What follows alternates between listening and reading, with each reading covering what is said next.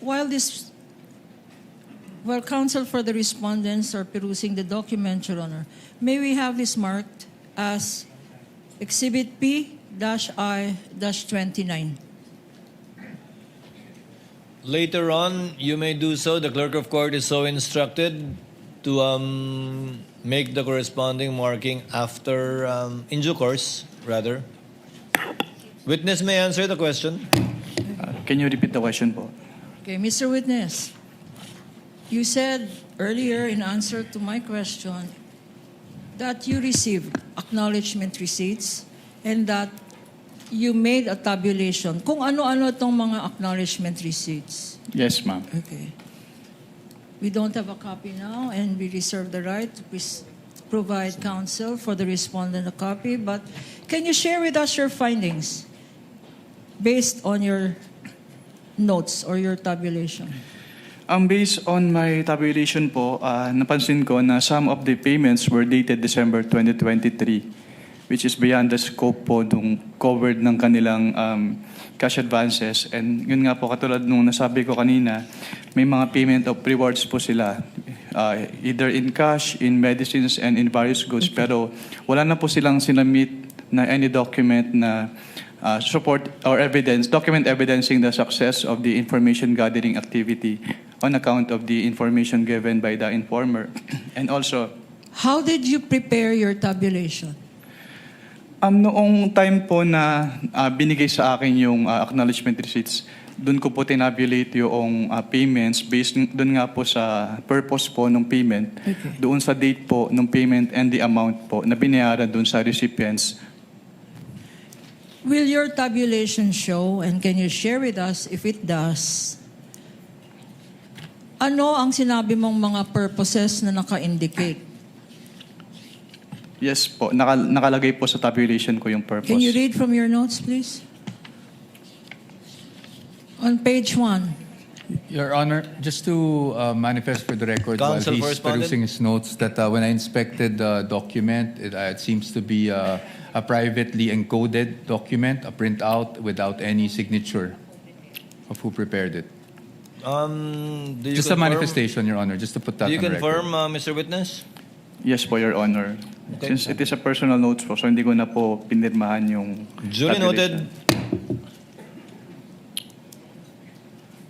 How many pages is your tabulation?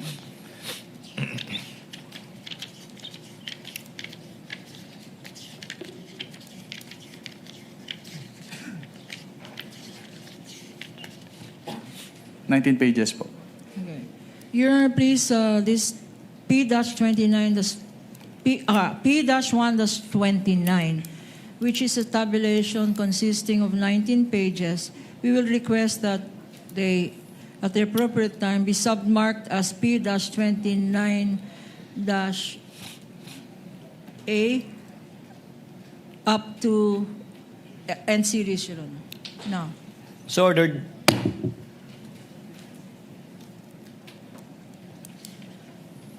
Can you read from your tabulation? What is in page 1? How many names are there? Total, if you recall. And based on your tabulation. Can you repeat your question po? Based sa tabulation na ginawa mo, na sinabi mo na summary ng mga acknowledgement receipts, how many is the total of the acknowledgement receipts? Based on the acknowledgement receipts po, ang lumalabas na expenses ay 125,150,000. 125 million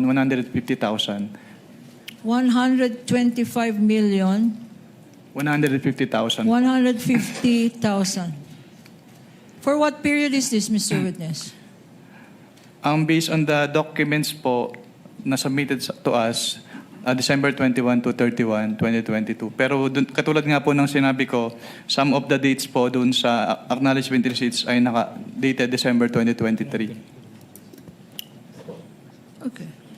Sinabi mo na ang total is 125,150,000. Magkano ba ang binigay na confidential funds?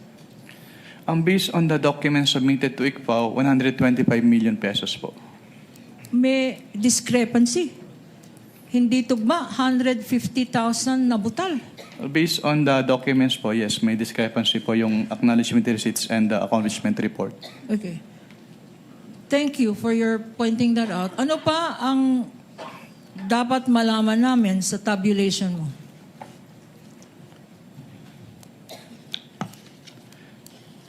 Yung, meron po silang, katulad po nung sinabi ko kanina, meron silang purchases na ginawa.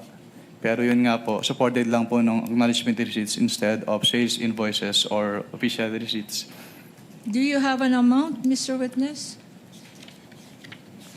May I approach, Your Honor?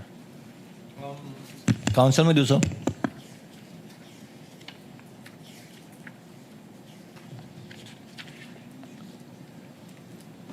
I think nasa notice of suspension po yung amount. May I be allowed po to refer to the notice of suspension? Okay. At This the, is a stipulated document, right, Counsel? yes, Your Honor. The notice of suspension is. The We notice will of suspension? present. We will ask again the question in due course. Kindly ask the question again, Counsel for the panel of prosecutors. Witness is asking for permission to refer to the notice of suspension to answer your question.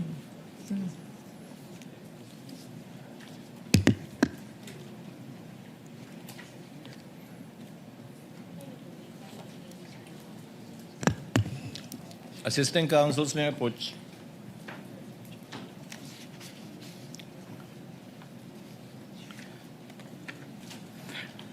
Based on this notice of suspension, actually wala pong total pero nandito po yung breakdown ng amounts per type of purchase po. Okay. Can we go through that breakdown of amounts? Opo. Based on your notice of suspension, which is a common exhibit of As the to the- prosecution and the defense. As to the various goods which were given as rewards, 34,857,000. As to the medicines which were given as rewards, 34 million for rewards. as to the medicines po which were given as rewards, 24,930,000. As to the purchase supplies, 11,813,000 pesos. As to the tables and chairs, 500,000 pesos. And as to desktop computers and printers, 3 million pesos. What else, Mr. Witness?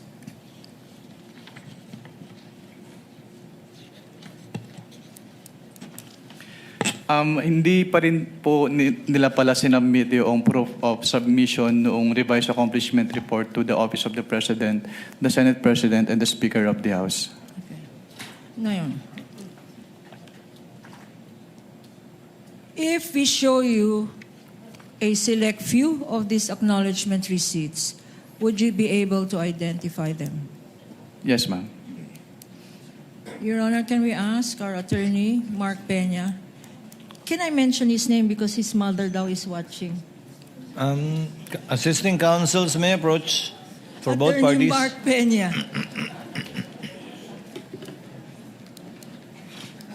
Ano ma-identify yan?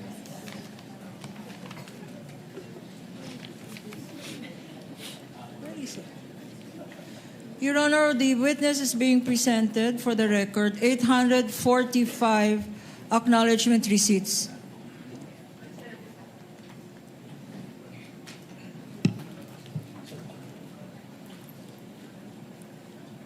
In a box, and for purposes of reference, these have been marked as Exhibits P-1-8 and series for the prosecution. How many boxes, counsel?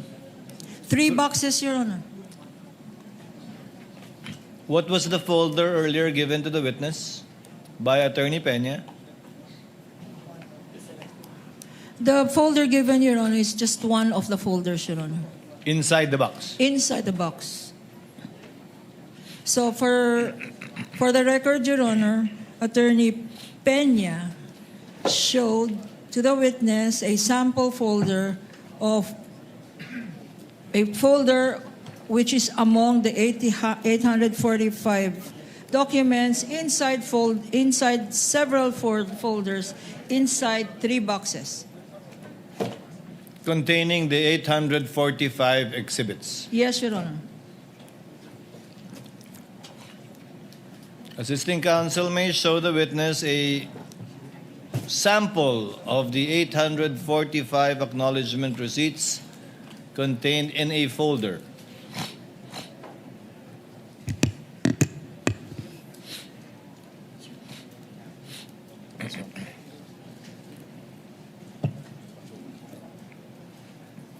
So, Mr. Wamel, is this one of the 845 documents that you examined in relation to acknowledgement receipts pertaining to confidential funds allegedly spent for the period covering December 21 to December 31, 2022?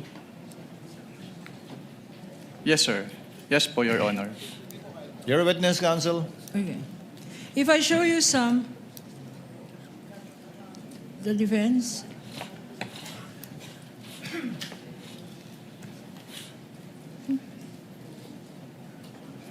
Could you please go over briefly the other folders?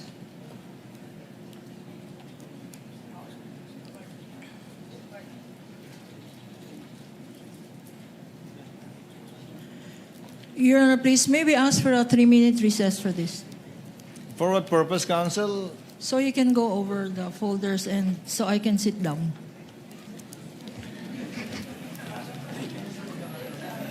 Ito po yung sample na... Trial based is on the- suspended for how many minutes, counsel? 3 minutes then. Makakansawan na naman si Lorna nito. Alright, well, Attorney Cayosa, eto yung, we're at the point already dun sa testimonya ni Attorney Wamil na ang pinag-uusapan ay yung mga binusisi niya no, na mga dokumento pertaining to the funds na withdraw or ginamit supposedly ng Office of the Vice President. So, ang binabanggit niya kasi, Attorney Cayosa, parang ang ipinagtataka raw niya nung siya po ay naggumawa ng kanyang report, bakit acknowledgement receipt at hindi official receipt or sales invoice ang ipininisita. Yun yung pinag-uusapan natin, di ba, Attorney, na hindi nga ba dapat OR ang binibigay or isinusumite? Tama yan, no? Hindi naman lahat ng pinanggagamitan ng confidential fund ay kailangan confidential. Ibig sabihin, kung meron ka namang bibilhin o ipoprocure o babayaran na pwedeng mag-issue ng official receipt because that's a standard documentation required for ordinary disbursements of public funds. At pwede namang magkaroon ng official receipt without revealing yung purpose o kaya beneficiary na ito ay intelligence activity or ito ahente mo o spy mo, dapat yung official receipt. Ang mga acknowledgement receipts lang, yung mga hindi mo pwedeng ibulgar kung sino yung anong purpose. So, halimbawa, yung na-testify niya na ito mga medisina eh. So, kung bibili ka ng medisina from any source, pag magbigay ng OR, hindi naman yan makikita na ba intelligence fund to ginagamit, security o kaya information gathering activity because medicine is medicine, di ba? So pag ganun, tama lang naman ang expectation o requirement ng COA na dapat OR naman yan. Yung for example, spy yan o kaya rebel returnee or informer, siyempre hindi mo siya pwedeng hingan ng OR kasi mabubulgar kung sino siya. So it's good na naipapaliwanag yung dichotomy dyan para sa ganon mas malinaw sa mga hukom at saka sa publiko na itong confidential fund, hindi ito exempt from audit. So ang default nito, yung ordinary requirement for any disbursement of public funds, dapat mag-comply ka rin. Exceptional na lang dun sa mga ginagamit sa intelligence na talaga naman dapat hindi mo ibulgar kung kanino mo binigay. So yun yung sinasabi rin ni Attorney Wamil na confidential. Hindi naman confidential yung pinagbilhan. Ang confidential ay yung pagbibigyan or paggagamitan. Oo. Okay. Well, eto pinag-uusapan na nila, nabanggit niya na nung nag-tabulate siya, nung acknowledgement receipts, tapos kinumpara niya dun sa amount na withdraw, 125 million. Pero nung tinabulate niya, umabot daw ng 125,150,000. So, as pointed out by Attorney Kapunan, nagkaroon ng discrepancy. So, paano po ito pwedeng gamitin ng prosekusyon or ng depensa itong pagsabi ni Attorney Wamil na may discrepancy na 150,000 pesos? Well, kung may discrepancy, mathematical lang yan eh. So, i-check na accurate ba yung pag-add. So, calculator lang ang usapan dyan. Kung merong discrepancy, it is the duty of the disbursing agency to explain bakit. Okay. So, that should have been done in the series. Di ba, meron ng audit observation memorandum, notice of suspension, saka yung disallowance. Dapat, every step of the way, clarify na dapat nila yan. Kumbaga Ngayon, bago pa umabot dun sa notice of Oo. disallowance. So kung hindi mo yan clarify, ang presumption kasi, ang default presumption, kung you cannot properly account or document o liquidate yung mga natanggap mo o ginamit mong public funds, ang presumption kasi, you use it for your own personal benefit. So the challenge is on the defense. Kaya nga interesting to find out eventually, meron ba silang tamang explanation dito kasi nga, at bakit ngayon lang? Kasi nabigyan na sila ng pagkakataon dun sa audit process ng COA. So, kapag pinag-usapan natin ito, attorney, kasi parang it seemed like a manual tabulation and then tapos sinasabi nga nila na nagkaroon ng discrepancy. So, ang sabi niyo po, di ba, dapat at some point, bago pa umabot dun sa notice of disallowance, dapat na naipaliwanag na ito. Yes. Because otherwise, that means there's a presumption na hindi nga siya nagamit ng tama. No, that's why there's a notice of disallowance already. Siguro, kung nag-explain man sila, hindi ka tanggap-tanggap sa COA. Kapag So, final na yung decision ng COA. Kapag umabot na dun sa notice of disallowance, I'm not sure kung natakal natin to hindi natin to natakal completely earlier, no? Pero kapag umabot na dun sa notice of disallowance, gaano ba kabilis or gaano katagal bago mo ibalik yung pera? Well, dapat as soon as possible. As soon as. Pero sabi naman nila, kine-question daw nila sa judicial Sa labas. authorities. Kasi nga for them, hindi pa final. Oo, meron naman silang okay. appeal yan. But usually, yung mga ganyan, hindi na question of fact eh. It's a grave abuse of discretion usually. So, yung unless they can show that walang kabase-basehan yung finding ng COA, yung disallowance ng COA, necessary, malamang isusustain pa rin ng judicial authorities yung finding ng COA. Dahil nga, gaya ng naipaliwanag ko kanina, it's the COA that has primary jurisdiction. And in jurisprudence and in the system of our checks and balances, yung findings of fact of government agencies, halos binding yan sa Supreme Court unless talagang maipakita mo na kawalang hiyaan yan. Imbento lang, walang basi-basihan. So, attorney, para lang malinaw din, ang acknowledgement receipt, tatanggapin yan in some cases, but Correct, not all. yes. Oo. Okay. Pero yung pagtanggap sa acknowledgement receipt, as opposed to pagtanggap sa sales invoice or official receipt, hindi yun nakadepende sa amount, nakadepende yun sa line item? Oo, kinakailangan, yun nga, meron kang dapat plan eh. Oo. Meron kang dapat per project, per program, per activity na kwan. And then, aside from liquidating, kinakailangan may accomplishment report ka para masigurado naman na yung ginastos mo may resulta. Alright. Well, ito, attorney, dahil tayo po ay nakasuspend ngayon upon the request of the prosecution, talaga po bang pangkaraniwan rin naman na pwede talagang hilingin ng prosecution or ng defense na magsuspende? Wala namang limit yan sa number of suspensions that one can request. Yeah, wala naman. It's the discretion of the presiding judge or the impeachment court as a whole. In this particular case, mukhang medyo pagod. Gusto niya, umupo Sabi muna niya, siya. for a few minutes to And we sit. could understand kasi may edad na rin si Attorney Kapunan. But you cannot use that so often naman. Baka makahalata naman na hindi ka pa prepared o kaya may ibang rason. So tama rin, maganda rin yung kaagad tinanong ng presiding judge. Anong rason? So, in the future, they can ask her, they can provide a chair for her para na makaupo siya habang nag-litigate. O kaya, kung pagod na siya, pwede naman yung ibang mga prosecution counsels ang magte-take over. Alright. Attorney, makibalita tayo sa mga nangyayari ngayon sa Senado at naroon ang ating kasamang si Ian Cruz. Ian?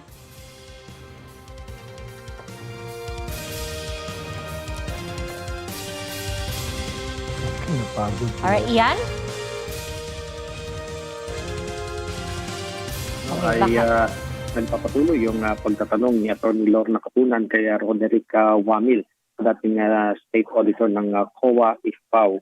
At patungkol yan, Pia, doon sa 125 million confidential funds ng OVP. Ayon kay Wamil, ang napansin nga nila doon sa liquidation ng OVP ay kulang ang mga kaukulang dokumento para sa payment ng rewards kaya ng success ng information gathering. Ang biniling medical supplies, pati na ang ibang gamit kaya ng tables and chairs at mga desktop computers, ay kay Wamil dapat may official receipts o sales invoice pero pawang mga acknowledgement receipts lamang daw ang isinumite ng OVP. Tanong naman ni Capunan, hindi ba confidential kung saan drugstore bumili ng gamot, kung saan grocery bumili ng supplies at doon pa sa ibang tindahan. Sabi naman ni Wamil, hindi raw ito confidential dahil ang confidential daw ay kung saan ba gagamitin yung mga binili. Halimbawa nga yung gamot, desktop at yung mga tables and chairs.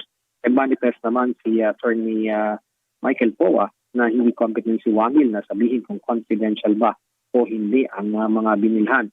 At may personal tabulation din Pia kung si Wamil na kalaunan ay naging exhibit. Pero sabi ni Attorney Poa, walang signature ang personal na tabulation ni Wamil na kinumpirma naman ng auditor. Nung tinanong Pia si Wamil kung ano-ano ba yung mga napansin nila doon sa mga questionable nga na liquidation na sinasabi niya ay nasa 34 million daw yung nasa bahagi ng rewards, 34 million para sa piniling mga medicines o gamot. May mga purchase items na 11 million sa tables and chairs ay nasa 500,000 pesos at yun namang mga desktop, laptop at printers ay nasa 3 million pesos.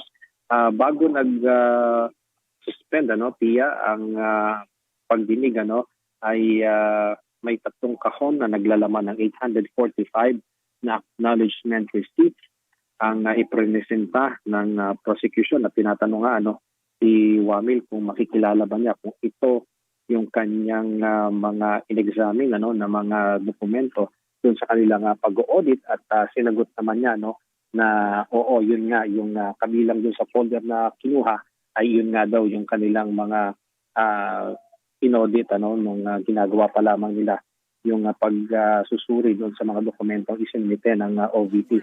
At Pia, humiling ng 3 minutong. If I may, Your Honor, as can be seen, the examination of the documents took more than 3 minutes. Just to attest that these documents are voluminous. And in connection therewith, Your Honor, since Council has not agreed to a stipulation of all 845 documents, we call to rescue Section 130 of Rule 130, Section 3, Your Honor, C. And for the record, if we may be allowed to read, Your Honor. This rule on documentary evidence is the exception to the original document rule, which requires that all documents must be presented. But in this particular section, Rule 130, Section 3C, it says, Your Honors, that when the original consists of numerous accounts, and that is what we are seeing today, and other documents which cannot be examined in court without great loss of time, and the facts sought to be established from them is only the general result of the same. I think, Your Honor, this is applicable, especially if we likewise see Section 7, which is summaries of the same rule, Your Honor. In Section 7, entitled Summaries, when the contents of documents, records, photographs, or numerous accounts are voluminous, as can be seen, 3 boxes and several folders, and the fact sought to be established is only the general result of the whole, the contents of such evidence may be presented in the form of a chart, a summary, or calculation.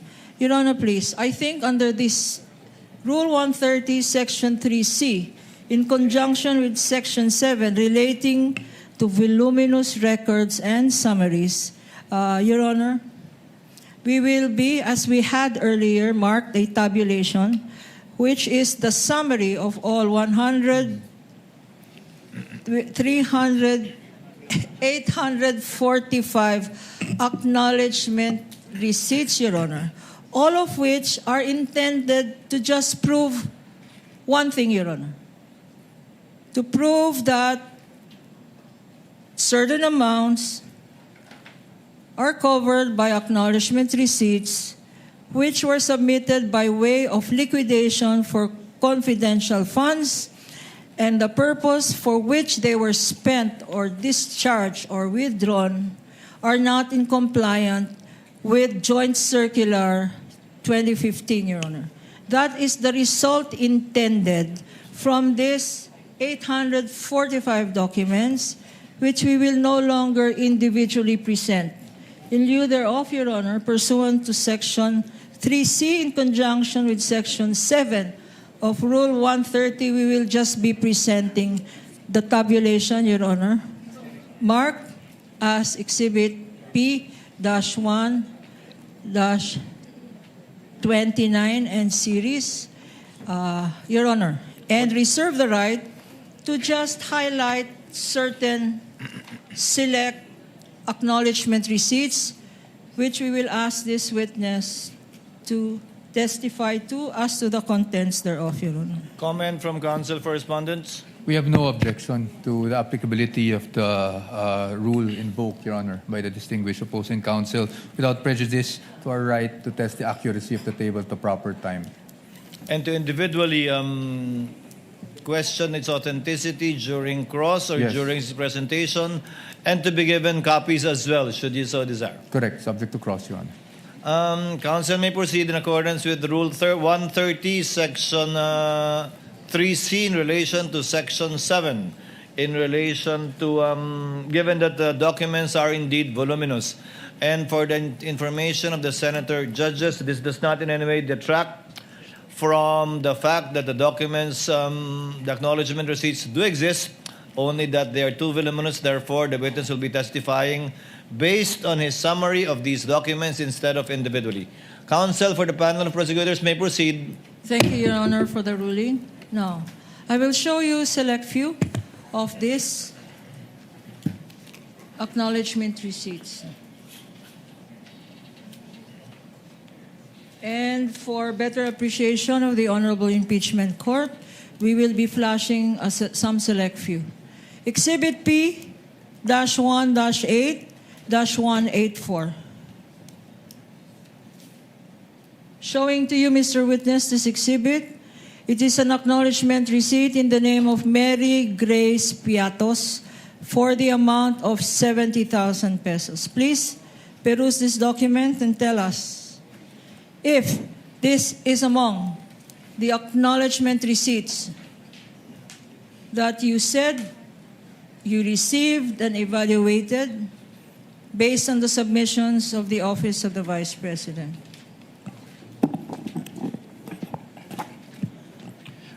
This AR po is among the acknowledgement receipts submitted by the OBP to ICFAO. Before we go to this particular exhibit, in the name of Mary Grace Piatos for 70,000 pesos. Tell us, Mr. Witness, ano ba talagang ibig sabihin ng acknowledgement receipt? Well, kapag sinabing acknowledgement, actually wala siyang provision dun sa joint circular, pero ito kasi ay parang proof of na-receive noong payee yung binayad sa kanya. So, acknowledgement receipt, as the name suggests, acknowledges na na-receive. Na-receive niya yung payment from the payor po. So, ina-acknowledge ng isang Mary Grace Piatos na tumanggap siya ng magkano? Based from this acknowledgement receipt po, tumanggap po si Mary Grace Piatos ng 70,000 pesos for the payment of rewards, close and open parenthesis, medicines. Ano, bakit dalawa to? Payment of rewards tsaka medicines. Anong ibig sabihin? Ang binayad sa kanya na reward ay gamot? Hindi ko po ma-determine based on this document alone po, kaya po kami nagpapasubmit ng additional documents. And also, since it is payment of rewards po, hindi rin po enough lang na acknowledgement receipts. Kailangan din pong makomply yung provision noong joint circular as to the payment of rewards. Okay. So, itong Mary Grace Piatos acknowledgement receipt ay sinasabi mo na violation ito ng joint circular. Bakit? Dahil hindi po ito properly supported by document evidencing success po, which is required under 4.8.5 of the Joint Circular 2015-01. Okay. Incidentally, Mr. Witness, pag merong pangalang Mary Grace Piatos, kayo ba ay nag-i-investigate o kasama ba ng post-audit nyo ang mag-ascertain sino ba itong Mary Grace Piatos? Since what we do po is compliance audit, so ang naging basehan lang po namin ng audit ay kung ano yung nakalagay or piniprescribe ng Joint Circular 2015-01. Pero dun sa Joint Circular naman po kasi, hindi naman nakalagay doon na kailangan tingnan namin yung recipient ng payment. Okay. I will show you another document. Mark for the prosecution, Attorney Peña, P-1-8-619. Another Piatos, name Rene Piatos. Pakibasa. The amount is 100... Counsel, it's Renan Piatos. Renan Piatos. Renan Piatos. Ang amount 110,000 pesos. At ang date ay 12/27/2023. Being flashed on the screen for better appreciation of the Honorable Impeachment Court. What observation can you make or have you made as regards this acknowledgement receipt? Based on this acknowledgement receipt po, binayad po siya noong December 27, 2023, which is 1 year po after nung supposedly coverage ng kanilang cash advance for confidential fund. Kailan ba binigay ulit itong cash advance? December 27, 2023 po, based on this document. Pero what actually is the correct date, if you know? I cannot determine po the correct date based on this document, pero dapat po kasi ipasok siya doon sa coverage ng kanilang cash advance based on the document submitted to ICPAO. So, hindi ito pasok? Yes, ma'am. Based on this document, yung period of payment, yung date of payment po ay hindi pasok doon sa coverage ng kanilang cash advance. Anong tawag doon? Yung hindi pasok? Discrepancy? Hindi po siya discrepancy. Hindi lang talaga siya pasok. Parang the payment was made outside the coverage noong With the cash permission advance. of counsel, December 21 to December 31, 2022, yung covered period ng disbursement Yes. ng confidential fund, Mr. Wamil, right? Yes, Your Honor. So when you say hindi pasok dun sa period na yon, ng Yes December po, Your 21 to 31, 2022. Yes po, Your Honor. Dahil 2023 nakalagay na taon, supposedly. Tama? Yes po, Your Honor. Okay. You may proceed, counsel. 12 months na hindi pasok. 2023. Exhibit P-1-8-4113 413 in the name of Nova Santos for the amount of 85,000 pesos. Anong observation mo dito sa acknowledgement receipt na ito, if any? Since it is payment of rewards po, and closing up in parentheses, various goods, dapat ay supported po ito ng document of success as prescribed under item 4.8.5 of the Joint Circular 2015-01. Ano bang kinoconsider ng COA ICFAO na document of success?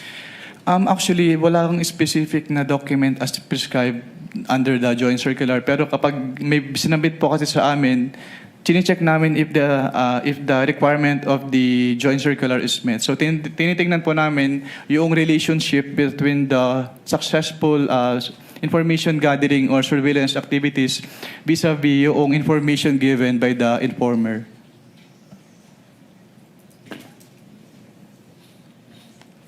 I'll show you now. P-1-8-531 in the name of Miko P. Harina for 295,000 pesos. Again, ang nakalagay dito, hindi pasok. 12/31/2023. Leading, Your Honor. Objection. Okay, I will reform. Kindly reform, What Counsel. can you say, what can you observe about the date indicated there, if any? The date po indicated in this document is December 31, 2023 as the date po nung receipt of payment by the And what payee. significance can you draw, if any, from this date? It is outside po dun sa period po nung kanilang disbursement, which is December 21 to 31, 2022. And the purpose? Ano yung purpose na naka-indicate dyan? Ang nakalagay po ay payment of purchase supplies. Okay. Itong purchase supplies na ito, 295,000 worth of purchase of supplies. What documents, if any, were submitted Ang sinamit to po nila, indicate ano ang mga supplies worth 295,000 na binili nung 1 year after, 12/21/2023? Meron bang dokumentong sinubmit? At kung meron, ano yun? wala po silang document na sinamit. Ito lang pong acknowledgement receipt. P-1-8-643 in the name of Janice Marie Revilla. Na-investigate mo ba kung kamag-anak to ni Senator Bong Revilla?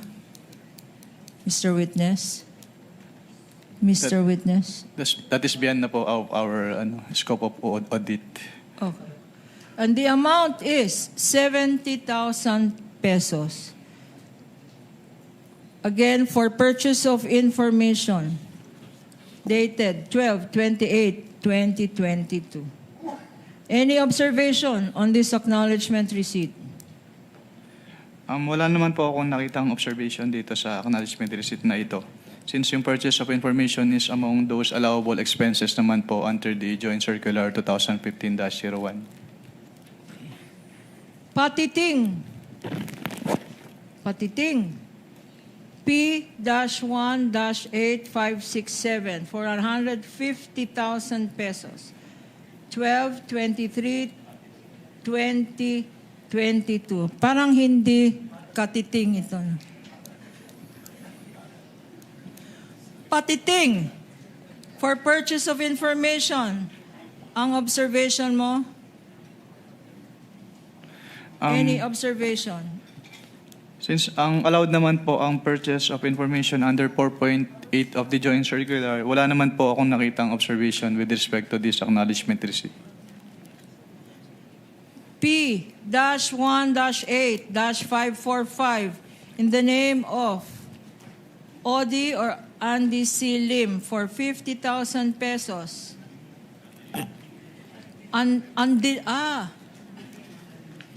Andilim. Kanya ko pala hindi mabasa. Andilim. Para kay Andilim. 50,000 pesos. Ang date, 12/21/2023. Ano ang observation mo ulit? Kung meron man. Yung date of payment po, December 27, 2023, is outside the coverage po nung kanilang period of disbursement, which is December 21 to 31, 2022. Kung merong andilim, siguro dahil Objection, pikit. Your Honor. I'm sorry, but I've been giving leeway to opposing counsel, but I think she's been coloring, the contents of the documents more than what is shown Your in the Honor, I'm document just reading. It itself. says here. And No, counsel Your can Honor, It says andilim. I think you It's the know way my point, it sounds, Your Your Honor. Honor. It's like patiting. That's the way it's spelled. And the next one, maybe you will object again. It's Alejandro A. Pikit. I was gonna say, kanya siguro madali. May pikit ang mata. Pikit. Exactly, Your Honor, our point, Your Honor. Pick Counsel for the panel of prosecutors. I think you know what the counsel for the respondent is talking about. Yes. Kindly yun. proceed accordingly. Okay, Alejandro A. Piquit, P-18-544 for 90,000 pesos. And the date here, again, is 12/21/2023. Purchase of information. Any observation, Mr. Witness? Yung date of payment po na December 21, 2023 based on this document is outside po doon sa kanilang period of disbursement. Okay. P-1-8-556 being shown to you and flashed on the screen is for Fiona Byong for 80,000 pesos. 12/22/2022 also for payment of information. Any comment, Mr. Witness? Wala naman po akong particular observation on this AR kasi yung purchase of information is allowed naman po under 4.8 of the joint circular. And the last two, also for payment of information, P-1-8-654 for Cisfronio Balsac for 70,000 pesos. And P-1-8-615 for Gabriel S. Bisaya for 70,000 pesos. 12/27/2022. Any observations, Mr. Witness? Yung date of payment po ng December 27, 2023 which is outside the coverage po nung kanilang period of disbursement. Now, having shown you selected few of these 845 acknowledgement receipts, can you confirm now that the ones shown to you and those that are part of your summary stated in your tabulation are the documents submitted to you by the Office of the Vice President by way of liquidation of monies allegedly paid to alleged payees and for alleged purposes? Yes po, ma'am. I will go now to the Office of the Vice President. What happened next, if any? From what period po yung tinatanong niyo, ma'am? From the date of... After you received the response of the Office of the Vice President, what action did you take, if any? I evaluated po the response, the explanation contained in the response as well as the documents po attached in the response, and nag-issue po kami ng notice of suspension dahil hindi pa rin po compliant yung kanilang submission sa ICFAO. Again, can you remind us what a notice of suspension is? Based on the Joint Circular 2015-01, notice of suspension is a written notification to the head of the agency and the agency accountant, informing them of the temporary disallowance in audit of the disbursement because it appears that the disbursement is illegal, irregular, or improper, and that they are required to submit an explanation or justification or the documents being sought in the notice of suspension or both po. If a notice of suspension is shown to you, P-1-13-A, which is a common exhibit with the defense, would you be able to identify the same? Yes, ma'am. And for better appreciation of the Honorable Impeachment Court, we will Assisting be counsel of flashing the both same parties on may the approach. screen.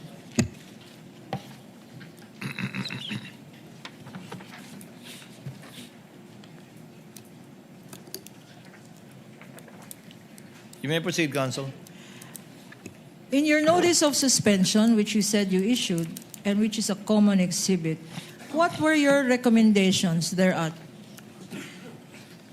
In this notice of suspension po, katulad po nung in-explain ko kanina, may mga payment of rewards silang ginawa in cash, in medicine, and in various goods, pero hindi po properly supported with any document evidencing success as prescribed po in item 4.8.5 of the joint circular.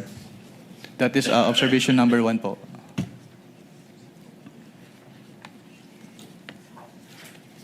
We are flashing on the screen, and for easy reference, this has been boxed, Your Honor. What else? Also, in the NS po, yun, katulad din nung sinabi ko kanina, meron silang mga purchases na ginawa, which is yung purchases of medicine, which were given as rewards. Yung purchases of various goods, which were given as rewards. Yung purchase supplies, yung tables and tables and chairs, at yung desktop printers and computers ay supported lamang ng acknowledgement receipts instead of sales invoices or official receipts. And also with respect to the purchased tables and chairs and desktop printers and computers, hindi po nila in-indicate if these purchases were intended for the confidential operations of the Office of the Vice President. What else is here in your notice of suspension? Third po, yung ibang acknowledgement receipts po, yung receipts of payment ay naka-December 2023 at yung ibang acknowledgement receipts ay wala pong date kung kailan ni-receive ni payee yung payment po. No. If these acknowledgement receipts, there are certain acknowledgement receipts dated 2023, if shown to you, would you be able to identify the same? Yes, ma'am. Showing to you now. Acknowledgement receipts dated December 20, 2023, beyond the period beyond the covered period of the last quarter of 2022. Please go over these documents. Assisting counsel may show the witness the documents.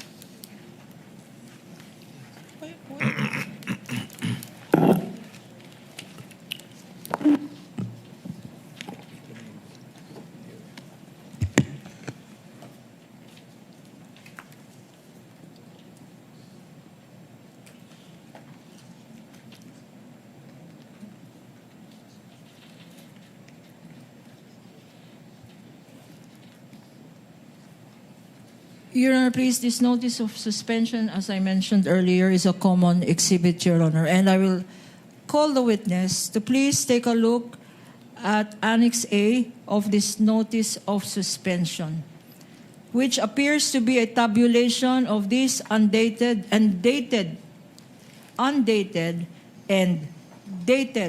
2023 acknowledgement receipts. Are you looking at it? Annex A.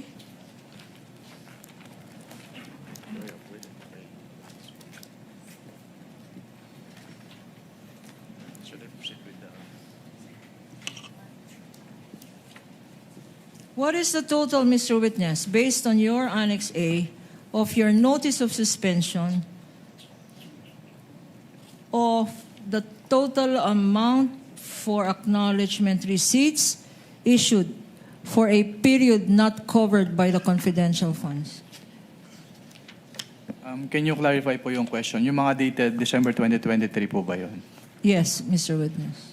Based on this annex po, yung total ng mga acknowledgement receipts na dated December 2023 ay 25,606,000 pesos. For 2023, 25,606,000. What about confidential funds liquidated based on undated acknowledgement receipts na walang date? Undated. Based po on Is that also shown in your Annex A? Yes po, ma'am. Can you tell this court how much that amount is for undated acknowledgement receipts na walang petsa?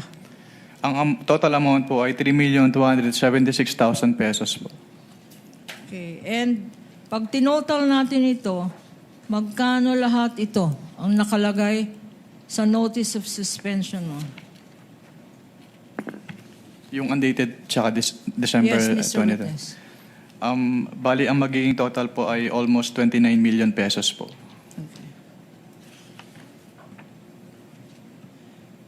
Sa notice of suspension, what other findings are stated thereon? Sa notice of suspension po, may findings din po about some expenses po na pinresent doon sa kanilang acknowledgement receipts na hindi presented doon sa kanilang accomplishment report. What else, Mr. Witness?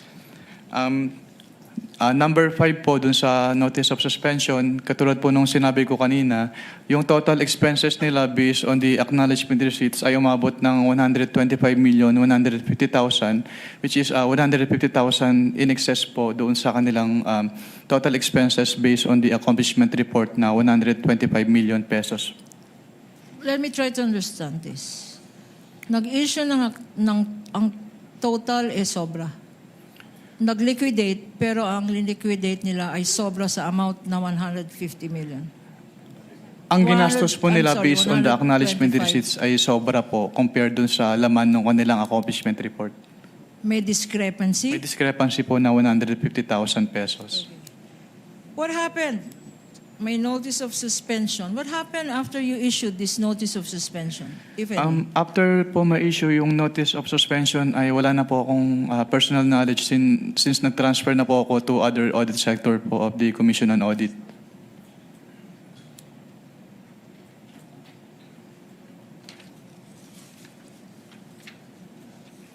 Thank you, Mr. Witness. We have just finished the liquidation of the last quarter of 2022. We are mindful, Your Honor, of the request of the presiding judge to end at 2:30. Would you like us to continue? There are 3 more quarters for the Office of the Vice President and the Department of Education. We can start for 10 more minutes or we can end here, Mr. Let's end at 2:30, Council. Let's try Yes, to okay. use up the time. You can proceed with the first quarter of the OVP. All of these documents are admitted and stipulated to by the Council for respondent anyway. Yes, Your Honor. Now, Mr. Witness, let's now go to the first court,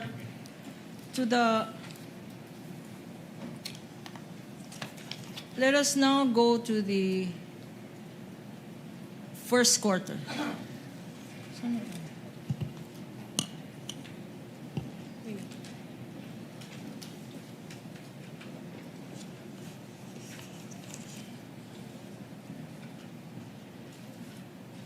Mr. Witness, you mentioned earlier that aside from the fourth quarter of 2022, you also audited the OVP's liquidation of confidential funds for the first 3 quarters of 2023. You confirm that, Mr. Witness? Yes po, I confirm po.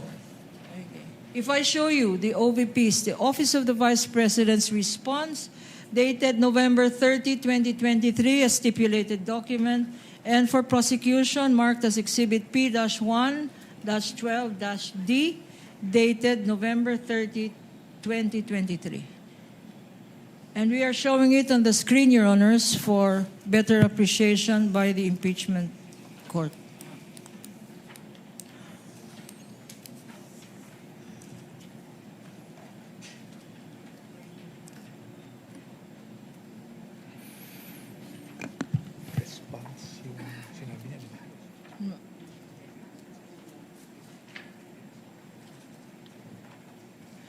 What, Mr. Witness, were, if any, were the liquidation documents submitted by the Office of the Vice President as regards the confidential funds received for first quarter and the second quarter of 2023? Council, just to point it out, I believe that the November 30 response pertains to the last quarter of 2022, not the first quarter of 2023.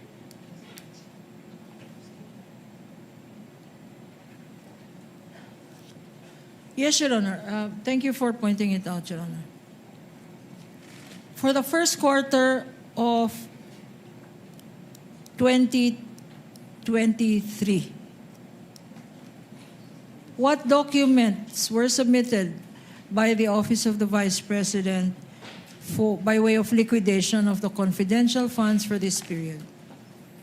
The documents po submitted by the Office of the Vice President for the first and second quarter of 2023 include yung kanilang liquidation report, yung disbursement voucher, yung cheque, yung obligation request, their physical and financial plan for calendar year 2023, yung kanilang quarterly accomplishment reports, and yung proof of submission po noon dun sa Office of the President, the Senate President, and the Speaker of the House, yung certification po nung accountable officer on the utilization of the confidential fund, yung designation po nung kanilang special disbursing officer, yung specimen signatures nung signatories nung documents, at yung fidelity bond po nung kanilang accountable officers. And Mr. Witness, if these documents are shown to you, would you be able to identify the same? Again, Your Honor, the documents mentioned by the witness are stipulated documents. Councilman and Repoch. marked both by the prosecution and defense.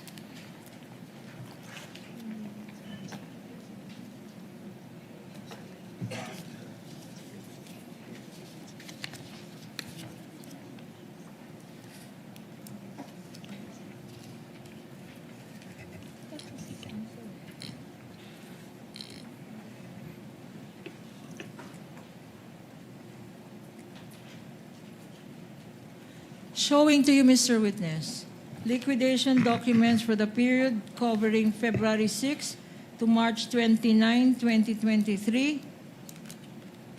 For another period, April 25. Okay.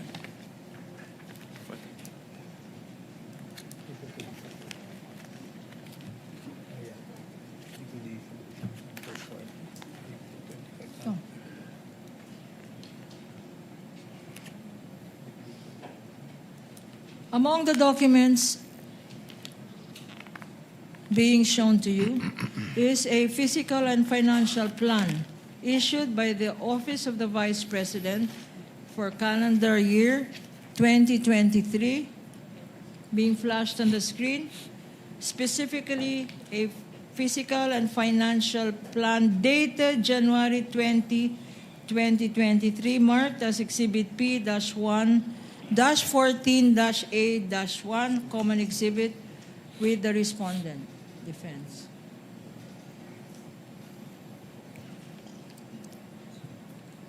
No. On the lower right side of this document, there appears a signature below the words, approved by. Whose signature is this, Mr. Witness? This is the signature po of the Vice President Sara Duterte. And again, tell us why you know this signature. Tell us. Because the OBP po submitted specimen signatures of the signatories po, and one of the specimen signatures submitted is that of the Vice President, and her signature po on the specimen signature submitted is the same with her signature po on this document. And in this very same document, there is a phrase, quote unquote, approved by. What does this mean? Ang ibig sabihin po noon ay inapprove po ni Vice Presidente yung contents ng physical and financial plan na sinubmit sa ICFAO. Please take a look at these documents and tell us what significant observations have you made? If any.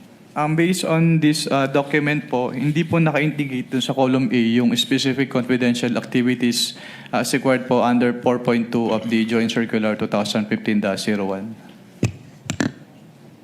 Why is this necessary? It is necessary po since under item 4.2 po of the Joint Circular, it shall be the basis po ng disbursements ng kanilang confidential fund.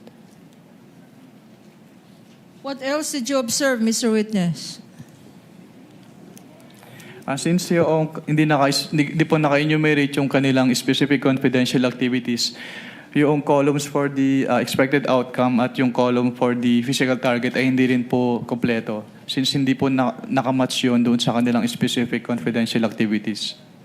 For the record, because it's not quite clear, could you read for the record what is there stated in the third column?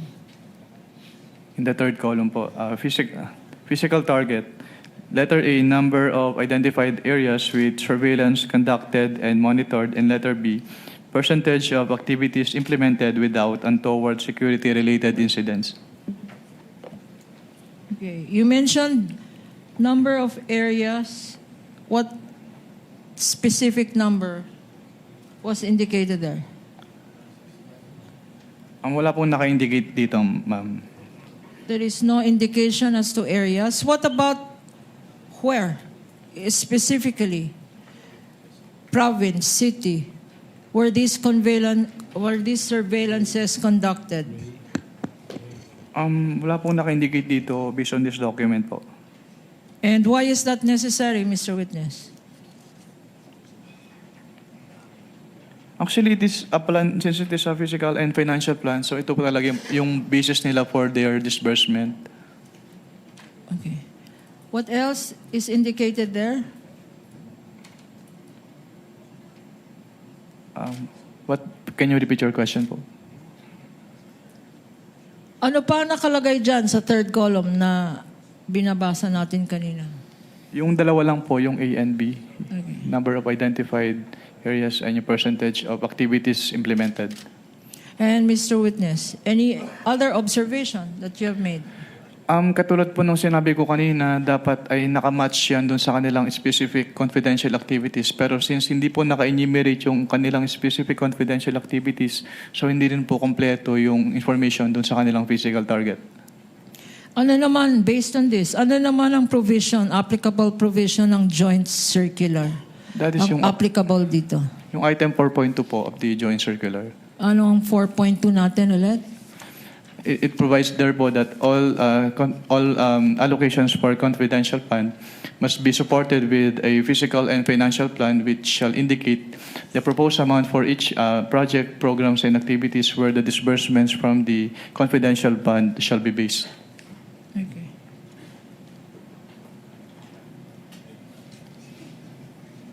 We now go to the last set of documents, which are also stipulated documents.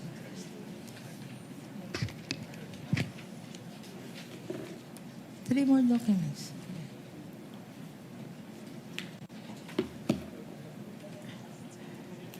I am showing to you three checks, specifically land bank checks. A land bank check 002-44053 dated January 31, 2023, previously marked as Prosecution's Exhibit P-1-11-B. Again, this is a stipulated document. What, if any, is the significance of this land bank check being flashed on the screen for easy reference? Ito pong land bank checks, ito yung proof na pwede na nilang i-withdraw yung kanilang cash advance. At magkano ang land bank check na yan? Based on these land bank checks po, ang amount po ay 125 million pesos per quarter from the first to third quarter of 2023. Another check, land bank check number 002-45511 dated April 18, 2023, marked as Exhibit P-1-11-C, another stipulated document. What is the significance of this check? Being shown to you, Mr. Witness, and being flashed on the screen for easy reference of the impeachment court. Ang significance po nito ay pwede na nilang i-withdraw. It is a proof that pwede na nilang i-withdraw yung amount of the cash advance.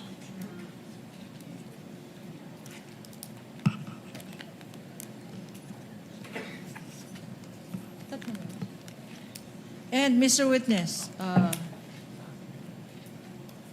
these three checks, and there is one last more. One more check, Counsel. One more check. Land bank check number 000245664 dated July 13, 2023, marked as Prosecution Exhibit P-1-11-D, also a stipulated common exhibit. Please take a look at this check.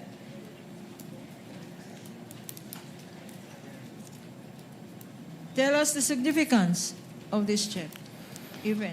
The significance of this check po is it is approved. It is approved po na pwede na nalang i-withdraw yung kanilang cash advance for this quarter. And this check submitted to your office, to the COA ICFAO, Yes, ma'am. are the very same checks that you identified this afternoon? Yes, ma'am. With the indulgence of counsel, you want to wrap up there and continue your direct tomorrow? Yes, Your Honor. The witness is excused. Mr. Wamil, kindly be here again tomorrow at 10 a.m. for the continuation of your testimony. You will be testifying under the same oath. Now, for some administrative matters, pursuant to the July 20, 2026 ruling of the presiding officer, the BIR, Bureau of Internal Revenue, the Anti-Money Laundering Council, BDO Unibank, Philippine Savings Bank, PS Bank, Metropolitan Bank and Trust Company, Security Bank, Land Bank of the Philippines, and the Bank of the Philippine Islands, through their representatives, submitted the subpoena documents to the Office of the Clerk of Court on July 30, 2026. During their submission, however, BDO Unibank and Security Bank manifested their request for an additional period of 10 days. 10 banking days rather, or until August 13 to submit documents which they were not able to submit on time. BDO requested for additional time to retrieve, compile, produce, and submit item number 3 in the subpoena, namely all account transactions, records, ledgers, journals, etc., and transaction logs. Meanwhile, Security Bank manifested that due to the volume, it was unable to complete the printing of documents pertaining to 2 of the 20 entities, namely GenCorp Industries and Cali 88 Foods Corporation. In view of the foregoing, the court resolves to note and grant the request of BDO for an additional 10 days, 10 banking days rather, or until August 13 to submit the additional documents required by the subpoena duces tecum.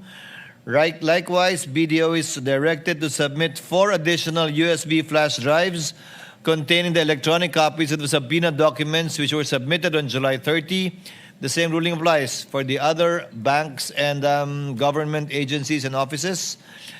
The court also notes and grants the request of Security Bank for an additional 10 working days from July 30 or until August 13 to submit to the clerk of court the 3 certified true copies and 5 USB flash drives containing the complete electronic copies of the bank records pertaining to GenCorp Industries Incorporated and Cali Foods 88. For the information of the senator judges, the clerk of court received the submission coming from the BIR after the BIR commissioner submitted a presidential authorization providing for the release of the documents from the BIR as required by Section 71 in relation to Section 270 of the National Internal Revenue Code, in compliance again with the court's directive prior to receiving its submission. For the information of the senator judges and then for the information of the parties, copies shall be given, if at all, to the parties after the submissions shall have been completed, where the parties will be given equal opportunity to review the documents, photocopy the same, and study the same, since this is still the last article we will be taking up. So ordered. If there are no other business to be taken up, we will adjourn the trial, and for the information of the senator judges, session shall be convened at 3 p.m. in the afternoon upon advice of the Senate President, Senate President Win Gatchalian. Trial is adjourned until tomorrow, August 4 at 10 a.m.